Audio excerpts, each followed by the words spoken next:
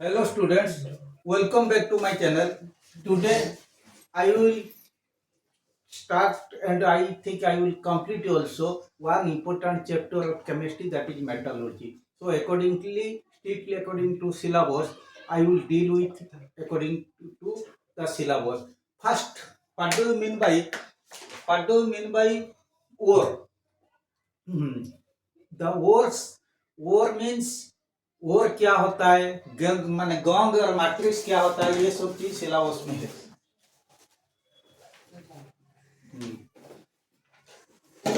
What do you mean by ore? Minerals from which metals can be extracted economically and profitably are called minerals. Mineral naam are called ore. Ores. Oh, what do you mean by ore? Ores are the minerals from which metals can be extracted economically or profitably. Okay, तो इसके बाद ओर के बाद हम देखेंगे काफी चीज होता है. The what do mean by gangue और matrix. The earthy impurities which are embodied with the ore are called gong or matrix. जो आर्दी इम्प्योरिटी इसके साथ जो माने स्टिक होके रहते हैं. ओके. अच्छा, देन नेक्स्ट होता है what are the common ore of iron, aluminium and zinc. Common ore of iron are haematite and magnetite. Common ore of aluminium, one is bauxite, other is cryolite. So bauxite, cryolite, bauxite Al2O3.2H2O, cryolite Na3AlF6. About cryolite, just we will deal with during reduction of aluminum or the reduction of bauxite. So bauxite, cryolite, chemical formula will never ask, but only they can ask name two words of aluminum. Then zinc का ore होता है एक zinc blende ZnS, zinc sulphide, और एक calamine ZnCO3 और zinc carbonate. Okay, so this portion completed. Then stages involved during stages involved in the extraction of metals. जो metal को हम एक्सट्रैक्ट करते हैं तो कौन सी स्टेज से हम एक्सट्रैक्ट करते हैं, what are the different stages involved. First होता है ओर. So ores are the minerals from which metals can be extracted economically and profitably. Then ore को हम लाएंगे second, crushing and grinding.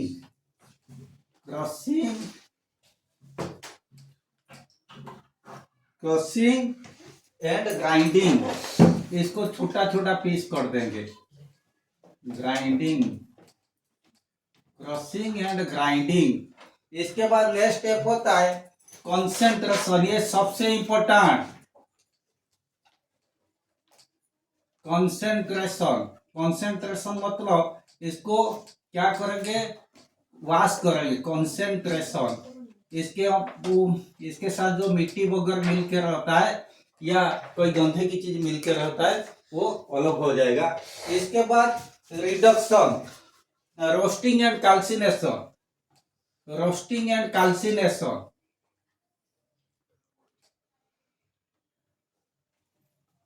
Roasting and calcination. इसके बाद reduction.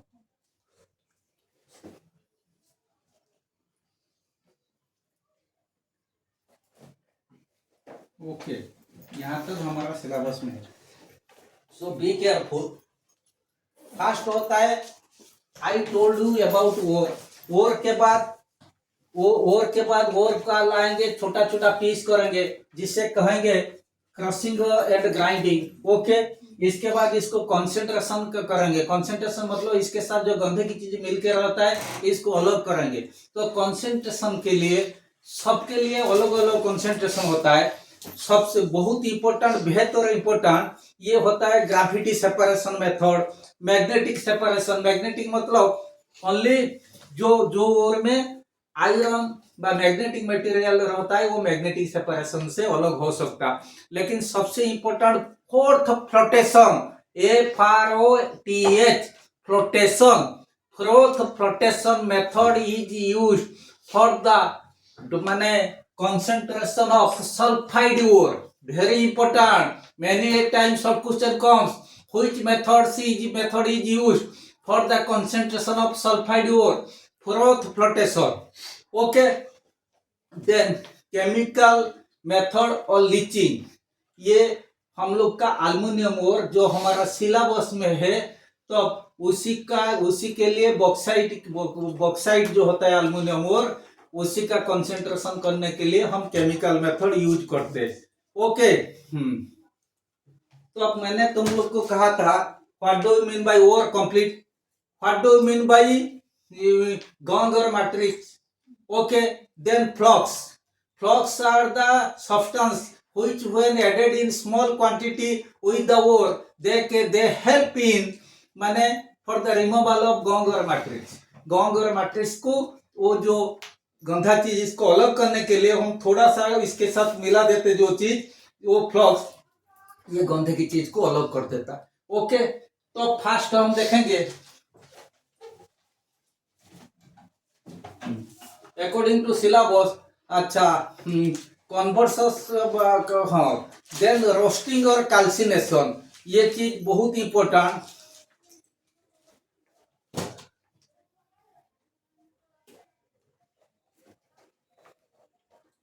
Then दो चीज बहुत इंपॉर्टेंट होता है, एक होता है रोस्टिंग एंड कैल्सिनेशन। मैंने तुम लोग को कहा था और इसके बाद क्रशिंग एंड ग्राइंडिंग, इसके बाद कंसंट्रेशन। मैंने कहा कंसंट्रेशन में ओनली सल्फाइड ओर को फोर्थ फ्लोटेशन मेथड में सेपरेट करते व कंसंट्रेट करते, इसके बाद रोस्टिंग एंड कैल्सिनेशन, ये ध्यान देना।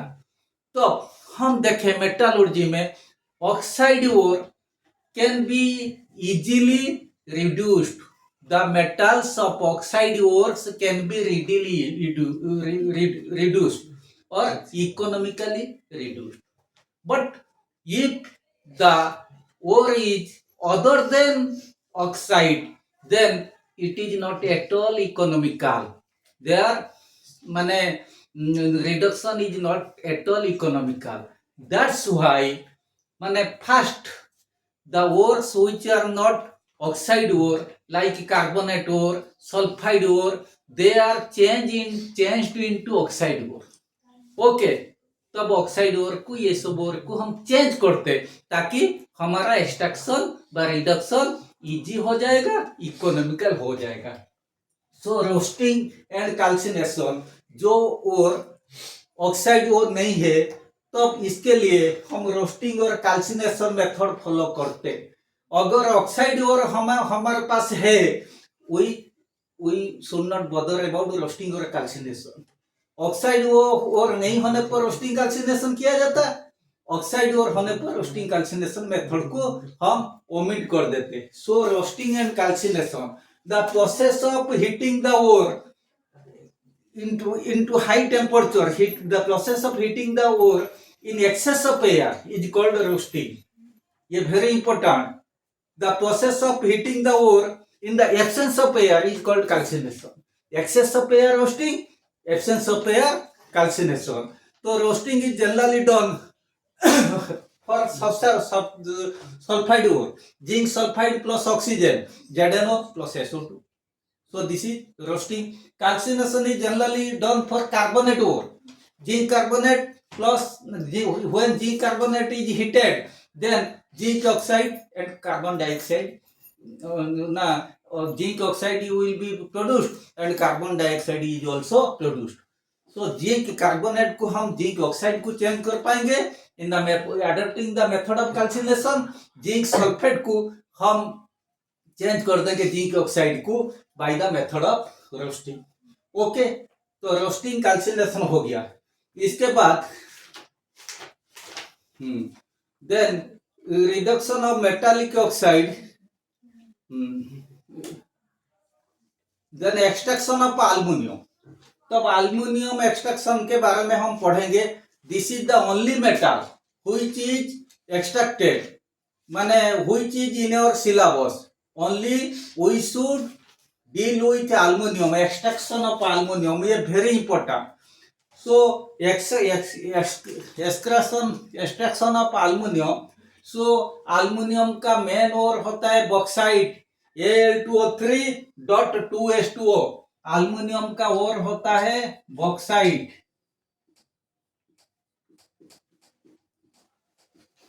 Al2O3.2H2O. A little common sense will show Al2O3 तो ठीक है, इसके बाद Al2O3 तो ठीक है, इसके साथ तो वाटर है भाई, हम कहेंगे वाटर तो है, इसको हीट कर देंगे वाटर अलग हो जाएगा, ये तो किए, लेकिन रिडक्शन करने के लिए ऑक्सीजन को भी अलग करेंगे, हम बोले सोचेंगे ये तो ऑक्साइड और, तो अब इसके लिए रिडक्ट माने कैल्सिनेशन रोस्टिंग का जरूरत नहीं है, ओनली हम लोग के पास बॉक्साइट और है। इसके बाद क्रशिंग ग्राइंडिंग इसको हम मैन्युअली व मैकेनिकली कर सकते, इसके लिए कुछ प्रोसेस नहीं। इसके बाद जो कंसंट्रेशन होता है, इसको जो कंसंट्रेशन किया जाता, मैंने थोड़ी देर पहले कहा था in the method of leaching, तो लीचिंग मेथड में व इलेक्ट्रोलिटिकल मेथड में इसको कंसंट्रेशन किया जाता। तो अब इसके लिए कंसंट्रेशन के लिए माने एक जो प्रोसेस होता है उससे कहा जाता माने बेयर्स प्रोसेस। ओके, कंसंट्रेशन के लिए उससे कहा जाता bears process. Okay, bye means of bears process, so in the leaching method by means of Bayer's process, then we can concentrate bauxite। ये वेरी इंपॉर्टेंट, ये देखो तुम लोग को मैं मेथड बता देता हूँ, ये कितना इंपॉर्टेंट और इजी, एक टेबुलर फॉर्म्स लिख के मैं तुम लोग को बता देता हूँ। फर्स्ट होता है bauxite, extraction of aluminium,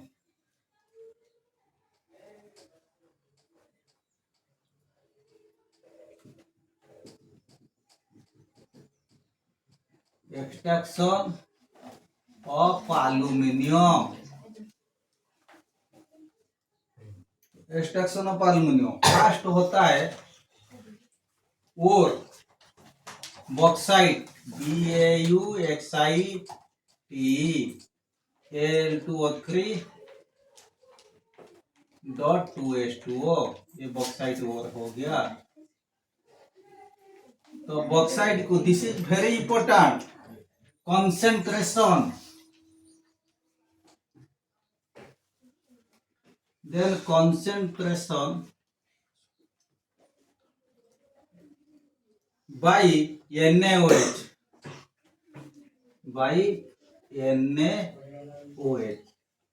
this is the very important step. तो बॉक्साइट हमें पहले मिला था, NaOH के साथ हम बॉक्साइट को कंसंट्रेशन करेंगे। ये इसमें 3 इक्वेशन है, ये 3 इक्वेशन बेहतर इंपॉर्टेंट। जैसे first equation, first aluminium, first bauxite Al2O3.2H2O, इसको अगर NaOH के साथ हम रिएक्शन किए 2NaOH, हमें मिलेगा about 150 degree Celsius temperature, 150 degree Celsius temperature इसको दे देंगे। Sodium metaluminate 2NaAlO2 plus 3H2O। Okay, then second step, sodium metaluminate को फर्दर हाइड्रोलाइज्ड करेंगे, फर्दर पानी के साथ मिलाएंगे, तब NaAlO2 ओके प्लस 2H2O, ये भी वेरी इंपॉर्टेंट इक्वेशन 2H2O। ये टेम्परेचर को हम 50 डिग्री सेल्सियस कर देंगे, 50 डिग्री सेल्सियस, तब हमें मिलेगा NaOH plus L aluminum hydroxide LOH whole 3 OH whole 3 LOH whole 3 ये सेकंड स्टेप हो गया NaOH अल्युमिनियम हाइड्रोक्साइड मिला। तो अब अल्युमिनियम हाइड्रोक्साइड को फर्दर ड्राई करेंगे टू LOH whole 3 टू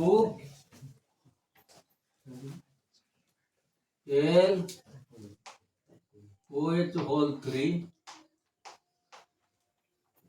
उसी को अगर हीट किए 1000 डिग्री टेम्परेचर में ड्राई करने के लिए 1000 डिग्री सेल्सियस हमें मिलेगा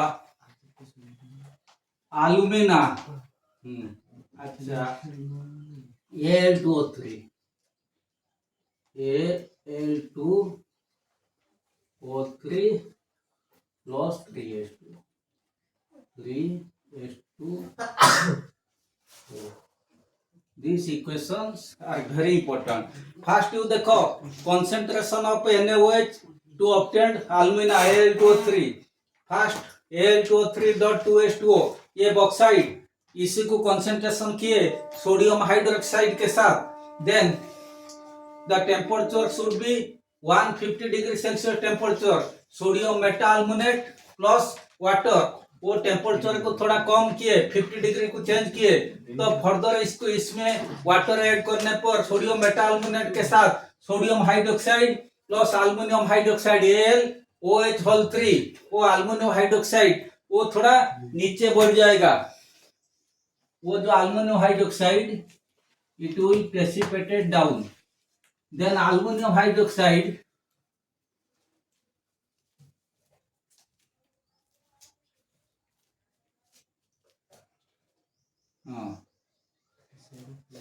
aluminum hydroxide will precipitate down okay then aluminium hydroxide को तो हम ड्राई किए 1000 डिग्री टेम्परेचर में तो जो पानी में ये तो नीचे बैठ गया था ना तो सब पानी अलग हो जाएगा तो अल्युमिना बाय Al2O3 वाटर अलग हो जाएगा तो दिस इज अल्युमिना और फ्यूज्ड अल्युमिना ओके कंसंट्रेशन हो गया देन इलेक्ट्रोलिटिक रिडक्शन जिसके लिए मैं यहाँ पे फिगर बनाया this is very important so this one also much more important Hall Heroult process then next होता है तो मैंने कहा रोस्टिंग कैल्सिनेशन इसके लिए जरूरत नहीं है तो अब इसके बाद रिडक्शन तो अपना फास्ट कंसंट्रेशन हम कर दिए हॉल हेरल्ड प्रोसेस में तो रोस्टिंग कैल्सिनेशन जरूरत नहीं because this is oxide ore then आएगा रिडक्शन यहाँ एक बेहतर क्वेश्चन आएगा why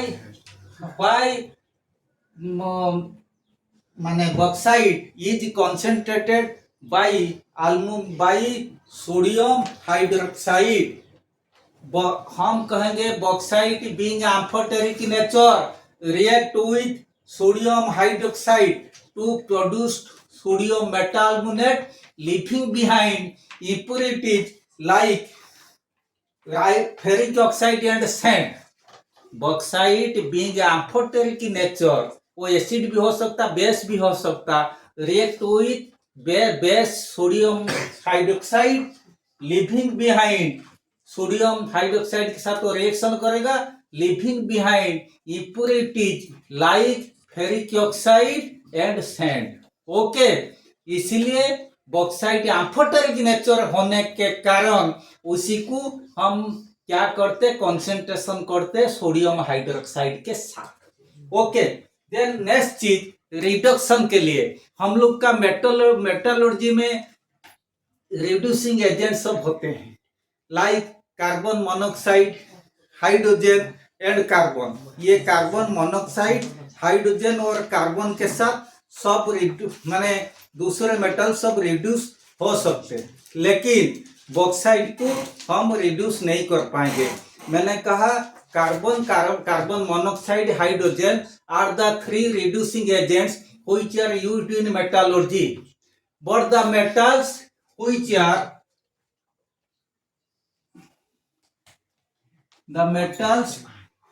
are higher in electrochemical series तो हम कहेंगे, मैंने तुम लोग को कहा था पीएससी माजिल ये रिएक्टिविटी सीरीज। तो potassium, sodium, calcium, magnesium, aluminium, zinc, iron, lead, इसके बाद रहता है हाइड्रोजन, इसके नीचे कॉपर, देन AgAuPt। तो ये रिएक्टिविटी सीरीज ऊपर से नीचे तक धीरे धीरे रिएक्टिविटी कमता है। तो metals which are in the upper position of the reactivity series, okay, PSC Majil, we should deal with aluminum only, potassium, sodium, calcium, magnesium, aluminum, हम aluminum के साथ डील करेंगे because in our syllabus only aluminum only। तो ये सब चीज के साथ हम डील नहीं करेंगे। metals which are in the top position of reactivity series, they cannot be reduced by common reducing agents like carbon monoxide and hydrogen। Okay, ये सब के साथ हम रिड्यूस कर नहीं पाएंगे। अगर करेंगे वो इकोनॉमिकल होगा नहीं होगा। हम कहेंगे bauxite being amphoteric in nature, तब तो ये क्या बोले कि ये अल्युमिनियम ये क्या होता है, एम्फोटेरिक होने के कारण NaOH के साथ रिएक्शन हुआ। अच्छा, हम यहाँ पे कहेंगे अलग answer, aluminum has a strong affinity for oxygen। Aluminum has a strong affinity for oxygen। Affinity remains stable at high temperature। Aluminum has a strong affinity for oxygen। Affinity remains stable at high temperature। So it cannot be reduced by common reducing agent like carbon monoxide and hydrogen। So aluminum from bauxite can only be reduced by the method of electrolysis or by using electrolytical method। Okay, वो जो इलेक्ट्रोलिटिकल method में इसे reduce करेंगे, वो इलेक्ट्रोलिटिकल method क्या होता है, हम कहेंगे अभी हॉल हेराल्ड प्रोसेस, जो चीज मैंने यहाँ लिखा। तब ये देखो, ये hall Herald process, this is made for the reduction of aluminium. Okay, so first देखो, ये सब एनोड, ये कार्बन एनोड। ओके, ये सब कार्बन एनोड, ये एनोड कहाँ है, हाँ, ये कार्बन एनोड व ग्राफाइट एनोड, ग्राफाइट और कार्बन एनोड। हम ग्राफाइट और कार्बन एनोड, उसी के साथ इसके अंदर हम लेंगे ये गैस और कार्बन लेने वो होता है कैथोड। इसको प्लस माइनस के साथ हम मैंने कनेक्ट किए, तो अब ये एक इलेक्ट्रिक टैंक लिए, ये हो गया कैथोड, ये हो गया एनोड। अभी बेहतर चीज आएगा,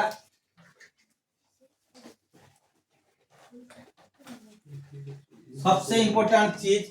तो अब इसी में हम इलेक्ट्रोलाइट लेंगे, क्रायोलाइट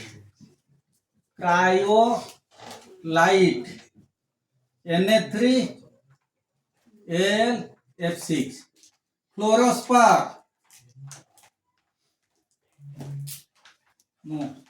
CaF2, देन अलुमिना बा फ्यूल टू अलुमिना Al2O3। देखो, Al2O3 को हम इलेक्ट्रिकल मेथड में रिड्यूस कर सकते हैं, लेकिन हम रिड्यूस नहीं कर पाएंगे।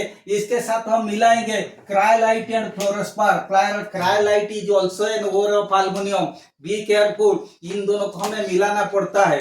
Why cryolite and bauxite, cryolite and fluorspar are used as electrolyte in the reduction of alumina. हम कहेंगे इसका बेहतर चीज होता है, फास्ट होता है cryolite. Cryolite is used for the following reason, very important. Cryolite reduces the fusion temperature from 2050 degree Celsius to 950 degree Celsius, 2050 to 950। That's why it enhances its conductivity. Cryolite reduces the fusion temperature of bauxite from 2050 degrees Celsius to 950 degrees Celsius and enhances conductivity. Then cryolite act as a solvent. Okay, अच्छा, दो हो गया। Then फ्लोरोस्पार का क्या होता है? It act as a solvent, it increases conductivity. Very important. Why cryolite and bauxite are used in electrolyte? Okay.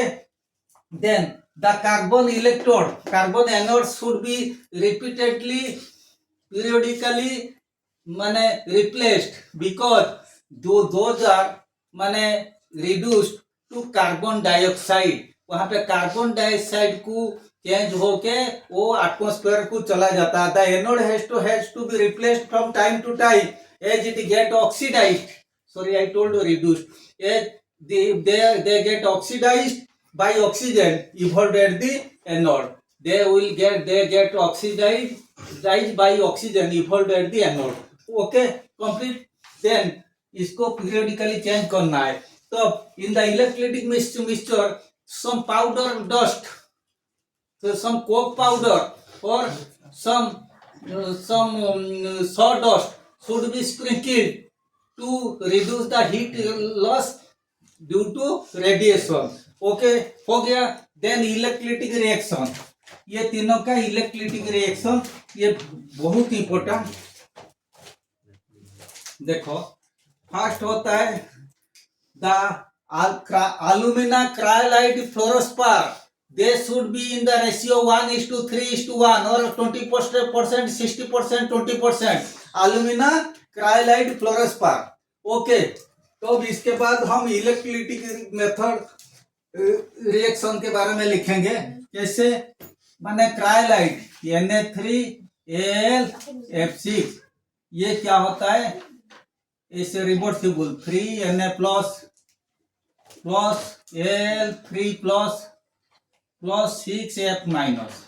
Okay, then fluorspar CaF2, ये reversible Ca2 plus 2F minus.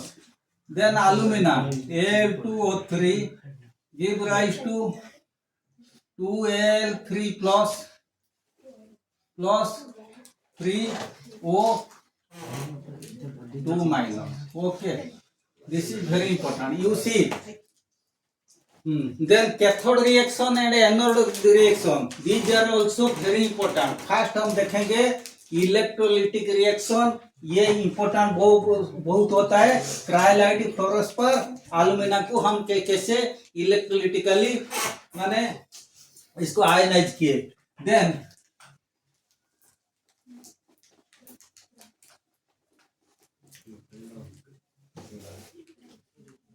Cathode reaction, then at cathode, ये very important.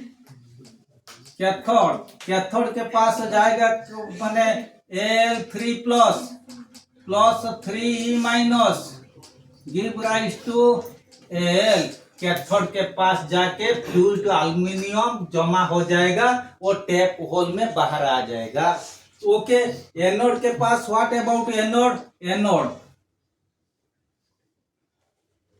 इन anode माने O2 minus E minus give rise to O plus O give rise to O2, C plus O2 give rise to CO2।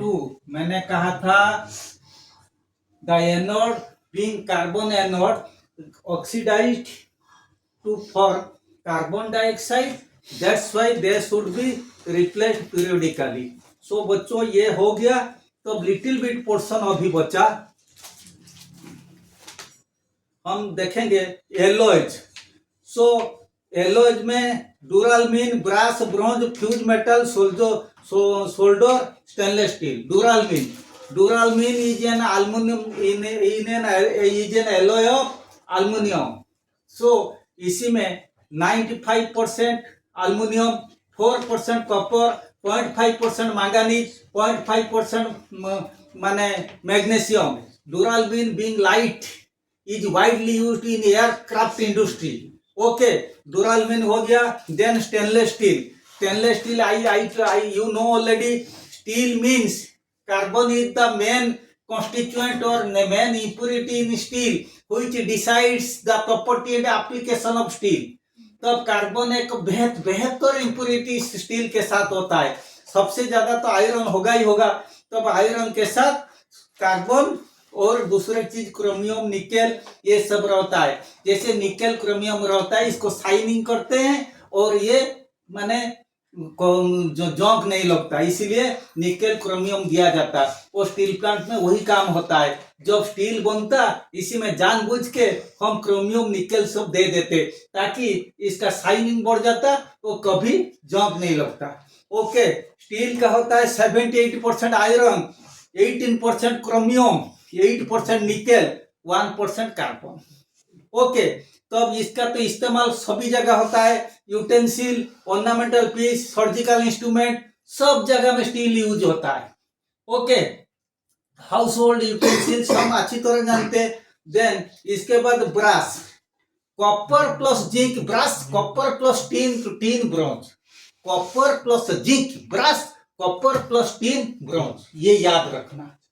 तो bronze में तो medal होता है, bronze में coin होता है, ब्रास में इलेक्ट्रिकल फिटिंग होता है, बाथरूम फिटिंग होता है। तो अब यही सब चीज, तो ब्रास में होता है कॉपर 70%, जिंक 30%।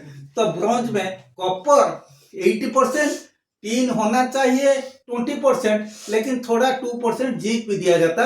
तो कॉपर 80%, टीन 18%, जिंक 2%। ओके, तब ब्रास ब्रॉन्ज हो गया। इसके बाद सोल्डर और fuse metal, N alloy of lead and teen 50%, ये सोल्डर मेटल के रूप में यूज होता। देन और बचा क्या है,